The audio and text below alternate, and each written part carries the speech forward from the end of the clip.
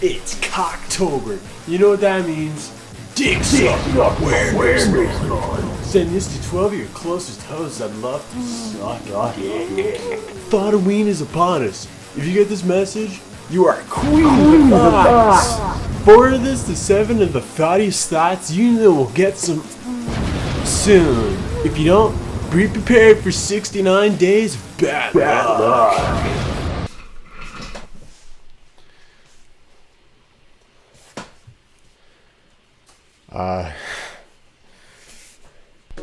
Hey, what's up, guys? They call me, Mr. Spooky Ghost Man. Ooh, spooky ghost guy. Ooh, aka Soggy. And welcome back to a new video. Hope you're doing well. I added that to my intro, you know, just trying to mix things up here on the Soggy YouTube channel. So, it's October. It's spooky season. It's season. So I wanted to talk about some creepy, scary, spooky movies that I loved when I was a kid. I'm sure some of you are aware of witchcraft TikTok, you know, when girls with spooky, quirky earrings on are like hexing rich people. Where do you think these girls got that idea, you know? In the witchcraft, burning of the witchcraft people in Salem, you know, that thing? Where did they get the idea of witches in general? Where do you think they got that idea? The Hex Girls. It came from the Hex Girls in the 1999 animated punk rock concert Scooby and the Witch's Ghost. I'm telling you, they saw that movie. They saw that movie back in like the 1500s or something. They were like, these witches are real. I think when I first watched this movie, I was completely entranced. You know, I saw Thorn and the quirky makeup and the fangs, and I was like, bro. I mean, forget entirely about Lola from Shark Tale in that fucking weird appliance from Brave Little Toaster, and what else have I written down? And Charlie XCX, and Lily from AT&T, and Jessica Alba in the Fantastic Four movie. Remember her? Great, good stuff. And countless women on TikTok. Forget about it. Done. Not even in the question. Not at the same ballpark. Okay? Thorn. The OG's back, baby. I think I first watched this movie when I was like 5. My family had it on VHS, and me and my sister watched the shit out of it. That old school intro hits so hard for me. Like, Scooby-Dooby-Doo, where are you? Good stuff, dude. Good stuff. The Scooby-Doo franchise in general, from like the 1960s, like the early 2000s, including the in real life movies, those ones are just golden pieces of television history and just cinema classics. I'm just putting it out there. They have entertaining animation, fun voice acting, great soundtracks, goofy little slapstick gags, you know, whoa, whoa, whoa, whoa, whoa, whoa, you know, and they fall and do goofy shit, you know, just a blast to watch. The new shows and movies are okay. I haven't seen the newest one, but they're nothing compared to the OG stuff. I mean, obviously. If you're unfortunate enough to watch this movie when you're a kid, I'll break it down for you. Even though you're probably like, Vasani, isn't it the same as every other Scooby-Doo movie ever made, you know? Just shut the fuck up. And you're all formulaic, and you're kind of just shut the fuck up. Shut the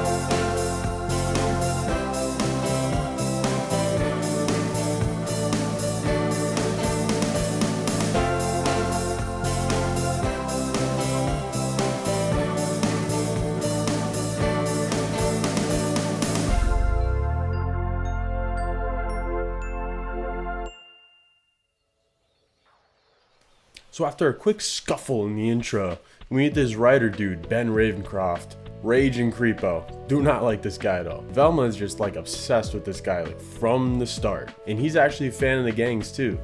And they fangirl a bit, even though, again, mega creep. He invites them to chill in his hometown, Massachusetts, because it's a quiet little remote area, you know. There's not going to be much spooky stuff going on, and he wants to give them a break, you know. But once they get there, there's like a weirdly large amount of people there. Mostly because of the concert there, featuring the Hex Girls. Let's go, baby. Let's go. But also because the mayor turned it into a kind of tourist spot. You know, there's like an old Puritan village. If you're from the Northeast, you know all about these shits. Like they have like the butter churning and all the people LARPing and stuff. But also there's a ghost apparently going around. Spooky, scary. So Ben Ravencroft was wrong twice already. He said it'd be chill. And also he said there wouldn't be a lot of people. And there's actually both of those things are wrong. So, and also the ghost is Ben's ancestor, which he did not mention. Sick guy. Awesome. I guess they're putting the tourist, I don't know why I do this every time I say tourist attraction. Through them putting up the Puritan village thing, apparently they disturbed her grave. Her name's Sarah, complete baddie. I gotta say, she's a baddie. Not as beautiful as Thorn though. By putting up the tourist attraction village thing, they disturbed Sarah's grave, okay? They disturbed her grave and she's all pissed now. Get the fuck out of my town. And she says that word for word in the Scooby-Doo movie, Rated G. She says, get the fuck out of my, I'm just kidding. She didn't say that. Speaking of the tourist attraction, one dude's even selling t-shirts that say like, I survived the ghost of, Oakwood or whatever the fuck the town's name is. And just selling fucking t-shirts of it. Who is also a mega creep, I gotta add. But more on him later.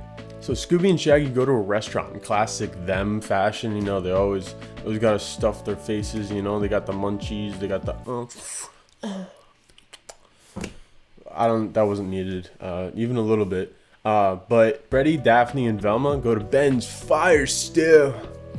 Ben's like, hey, wanna come to the still?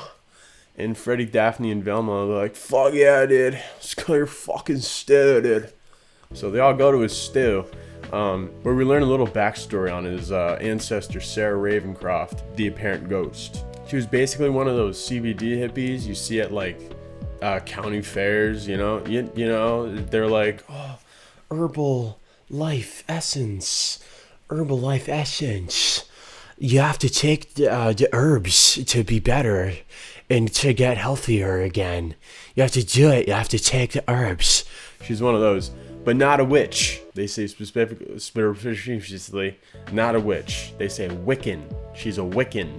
There's a difference, okay? And that's why Ben's pissed, because everyone's like, she was a witch and they killed her. And that's why he's like, vengeance for my ancestor and all that good shit. Later that night, the gang goes to the village to chill and see if the ghost shows up. But she flaked, apparently. Typical. Scooby and Shaggy start leaving the restaurant to catch up with the rest of the gang, but they run into the Hex Girls. And they're like, women, which is exactly what I would do if I was in their situation. But they're scared because they're like, witches. But I'm like, cute women. And I run away, and that's what happens because I get really anxious when cute girls talk to me. But the two keep walking to the village, and they run into Sarah's ghost. Whoa, spooky! And you get the first glimpse at her, and she's fucking throwing fireballs and might add, like 400 years under the ground with bones and shit and decaying. Did wonders for her pores. I got clear ass skin right there. I gotta try the decrepit corpse cleanse sometime. That fire. So after they escape the ghost by like running around corners and shit, they run into the gang again and show them where they saw it. They find a couple of clues kind of hinting at schemy, shady business. But they just go to the sound test because they're like, fuck it, whatever. And then my girlfriends just go to town. Guys, and they fucking kill the platinum solo record. I'm a Hex Girl. They kill it. First try in the sound test. They kill it. Beautiful. Freddy and Velma are suspicious of them because of their pyrotechnics, so they stick around to investigate. And they see the Hex Girls talking about doing some ritual, but Luna and Dusk are a little too tired, and so Thorn says she'll just do it by herself. And I don't want to make any assumptions, but I was watching this and I was like, yo, are they talking about sex? Are they talking about sex? She'll just do it alone, you know? Sadly, no. Sadly, they're not talking about sex because they follow her to her house.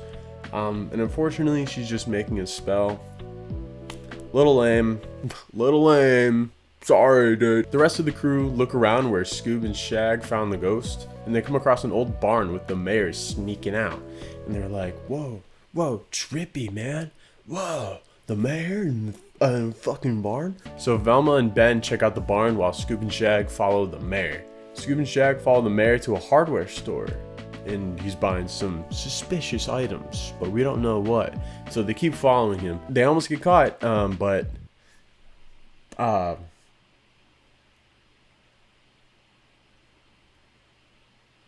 yeah. They're just making out. Going to town. Just hamming it up like. Dude and a dog. Making out. Why? So, anyway. Eventually, they follow the mayor into like some barn. And you're like, well, obviously now he's gonna like confront them, right? But no.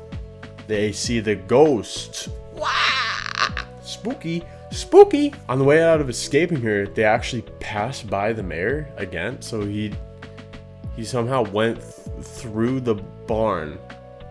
So the mayor is not the ghost because they're running from the ghost and ran into the mayor.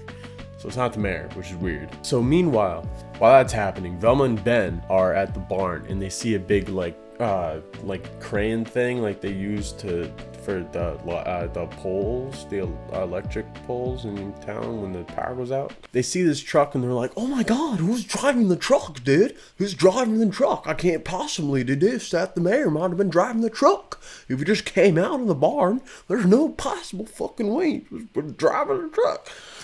Bro, I swear to God, I could kick their ass. I could kick their ass in solving a mystery. I swear to God. So the gang meets up again, and they come up with their, everyone thinks it's someone else, Scoob and Shag think it's the mayor, even though it's literally not possible for him to be it because of what I already said. Freddy and Daphne think it's Thorn because of the pyrotechnics, so then they see her brewing up a spell in her house or whatever. And we're not really sure what Velma and Ben think.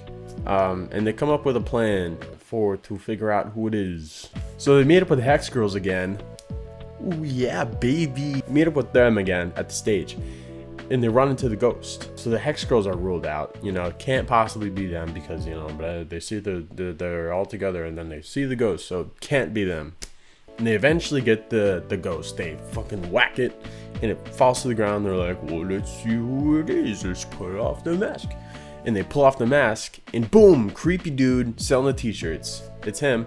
And then Thorn is like, Daddy? And when I first watched this movie, I was like, dude, she's talking to me through the screen. She said daddy. But it was actually your biological father, not the sexual one. So moving on. We also learned that Thorn's real name is Sally. Well, of course, you guys learned that. I already knew that. Of course, because we're dating.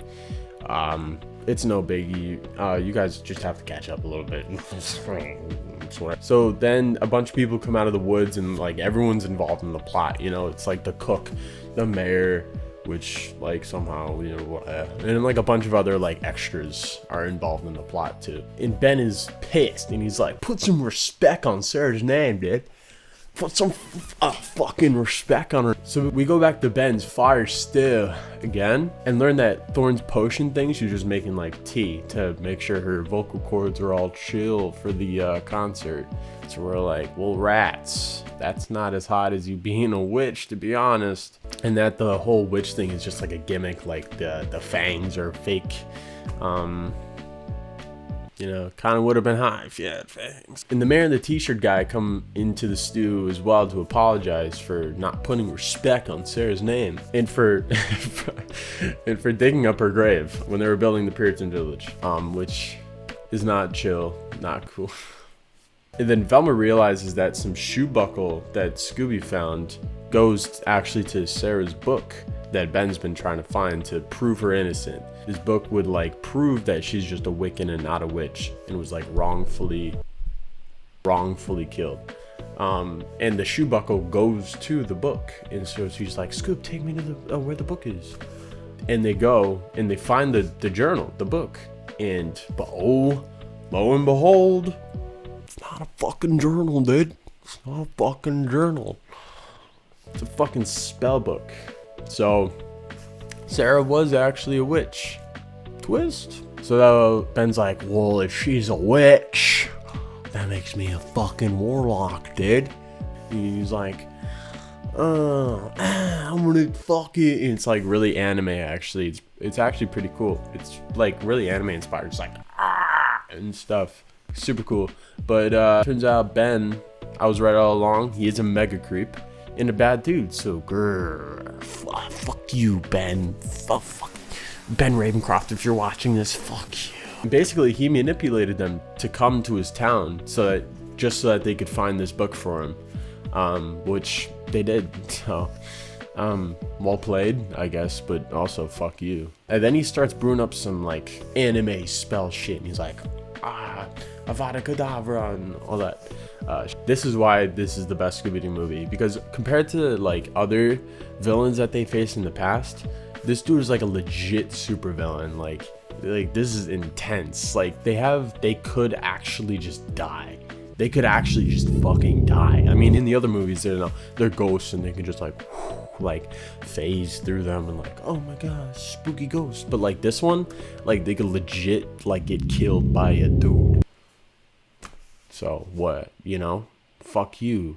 This is the best one. This is the best Scooby-Doo movie. Instead of stopping him, Scooby and Shag are like, yeah, fuck it. Let's just take everyone, just leave.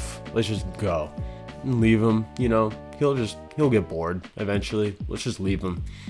But then they're like, oh, fuck. Wait, dude, we should get the spell book. But that plan does not work out too great, because then Ben summons Sarah and she comes out and she's like, and she does look beautiful as ever. She's kicking it at like 400 and something years old. Gotta say, Ben wants to become as powerful as her, but she fucks him up and puts him in like a fart bubble thing and just kills all the trees. And we're like, oh, what? She's killing all the fucking trees, dude? What? That's fucked. And then the gang comes up with a plan to stop her by taking the book away and giving it to my girlfriend, Sally, who's 1/16th Wiccan, apparently, which he said a while ago. Goofy Sally, Goofy Thorn. And, she starts reading the spell. And I'm like, yeah, get it, girl. Yeah, fuck her up. Give her the 1-2. Like, stupid ghost, you're like a crook. Get the fuck back in that book. That's what I would have said if I was her in that exact situation. So yeah, guys, basically my girlfriend saves the day and nobody else does anything, and it's just my girlfriend that did all the work. And she traps the witch in the book, and then the witch is like, fucking come here, fuck her. And she also pulls Ben into the book, which then burns it up. So they're both fucked and they're both gone forever, basically. And then they save the mayor and Thorn's dad, who were like trapped or whatever. And Daddy. What's up, kitten? The movie then wraps up with the Hex Girls' second hit song, Earth, Wind, Fire, and Air, which is not as good as Put a Spell on You, but it is still fire. Get it? Fire? Ha! Guys, I'm so funny. You should definitely subscribe to me. You should definitely do that and like the video, and also subscribe to me because I'm so funny. Guys, I'm so funny. But that about does it for me in this amazing movie. Probably my favorite Halloween movie when I was a kid. And hopefully I did a good job retelling it to you. I don't think I missed out any big details. But yell at me if I did. But me and my girlfriend have to, see, she's right here. Me and my girlfriend have to go make tea. So we're gonna go do that. Stay safe, vote, and have a good one, y'all. Peace. To all the ladies in the place with style and grace, allow me to lace these lyrical douches in your bushes, who rock grooves and make moves with all the mommies. The back of the club, sipping Moet is where you find me. The back of the club, macking holes, my crew's behind me. Mad question asking, blunt passing, music blasting, but I just can't quit because one of these honeys Biggie got to. It's cocktail. It's cocktail. You know what that means. I need a girlfriend that is a real one instead of a cartoon character.